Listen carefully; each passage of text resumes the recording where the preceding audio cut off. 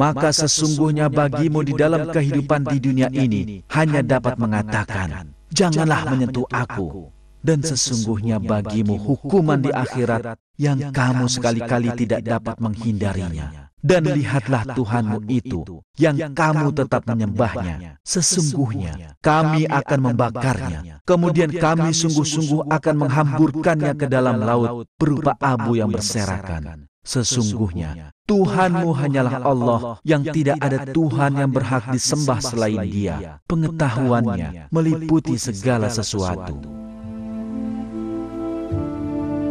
Nabi Musa memerintahkan pengikutnya segera bertaubat dan memohon ampun kepada Allah atas kesalahan mereka. Seperti diungkapkan dalam ayat Al-Quran, Allah yang Maha Kuasa menerima taubat Bani Israel. Setelah Bani Israel meninggalkan Mesir, Allah menjanjikan mereka sebuah tanah air. Perjalanan mereka adalah menuju tanah air itu. Namun, kaum ini terus-menerus membuat kesulitan bagi Nabi Musa sepanjang perjalanan. Sepanjang perjalanan melintasi gurun ini, Allah menyediakan makanan ajaib yang mencegah Bani Israel kelaparan.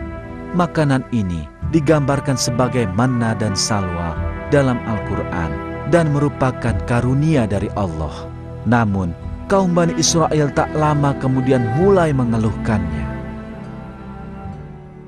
Dan ingatlah ketika kamu berkata, "Hai Musa, kami tidak bisa sabar, tahan dengan satu macam makanan saja. Sebab itu, mohonkanlah untuk kami kepada Tuhanmu, agar Dia mengeluarkan bagi kami dari apa yang ditumbuhkan bumi, yaitu sayur mayurnya, ketimunnya, bawang putihnya, kacang adasnya, dan bawang merahnya." Musa berkata, "Maukah kamu mengambil sesuatu yang rendah sebagai pengganti yang lebih baik? Pergilah kamu ke suatu kota, pasti kamu memperoleh apa yang kamu minta." Kejahilan Bani Israel berlanjut, bahkan setelah mereka mencapai tanah yang dijanjikan itu. Ketika Nabi Musa menyuruh mereka memasuki tanah yang dijanjikan tersebut tanpa melihat ke belakang mereka, kaum itu berkata bahwa ada penduduk asing di sana. Mereka kemudian malah melanjutkan. Mereka berkata, "Hai Musa, kami sekali-kali tidak akan memasukinya selama-lamanya selagi mereka ada di dalamnya. Karena itu, pergilah kamu bersama Tuhanmu dan berperanglah kamu berdua. Sesungguhnya kami hanya duduk menanti di sini saja." Karena itulah Musa mengadu kepada Tuhannya dan memohon agar ia dan saudaranya Harun diselamatkan dari kaum yang kurang ajar ini. Berkata Musa, "Ya Tuhanku, aku tidak menguasai kecuali diriku sendiri dan saudaraku. Sebab itu, pisahkanlah antara kami dengan orang-orang yang fasik itu." Allah berfirman, "Jika demikian, maka sesungguhnya negeri itu diharamkan atas mereka selama 40 tahun. Selama itu, mereka akan berputar-putar kebingungan di bumi padang Tih itu. Maka, janganlah kamu bersedih hati memikirkan nasib orang-orang yang fasik itu."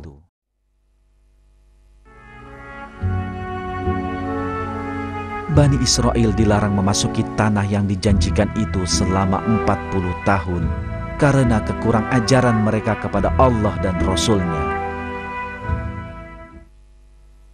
Sepanjang hidupnya, Nabi Musa berjuang keras menyampaikan kepada kaumnya dan bangsa Mesir tentang agama yang benar dan berupaya membebaskan mereka dari keyakinan sesat mereka. Ia menghadapi semua rintangan yang menghadang jalannya.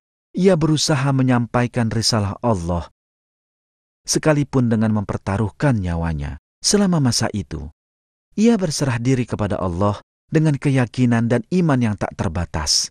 Bagaimanapun keadaannya, ia memohon pertolongan dan perlindungan kepada Allah.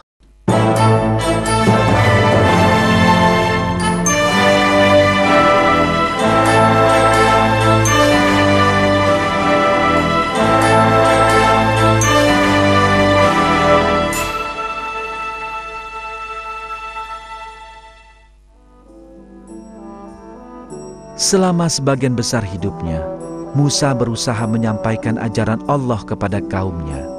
Ia berjuang menyelamatkan kaumnya dari menyembah berhala dan membimbing mereka kepada agama yang benar. Tujuannya hanya mengingatkan manusia dan menyelamatkan mereka dari siksa neraka. Sebuah tugas yang ia laksanakan semata demi mencari ridha Allah. Untuk tujuan ini, ia menghadapi Fir'aun dan berusaha melenyapkan kepercayaan kaumnya pada kemusyrikan. Namun, ia menjadi sasaran kekejaman Fir'aun dan kaumnya sendiri.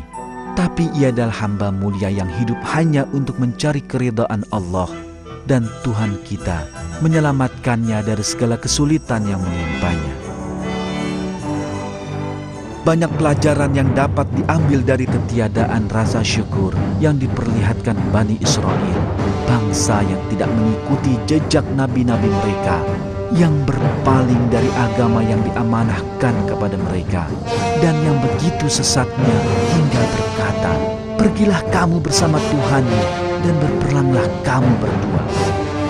Allah telah memperingatkan manusia agar tidak bersikap lemah menghadapi kekurang ajaran Bani Israel terhadap nabi mereka.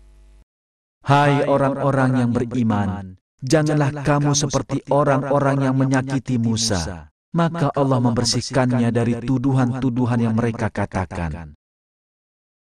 Seorang yang mempunyai kedudukan terhormat di sisi Allah.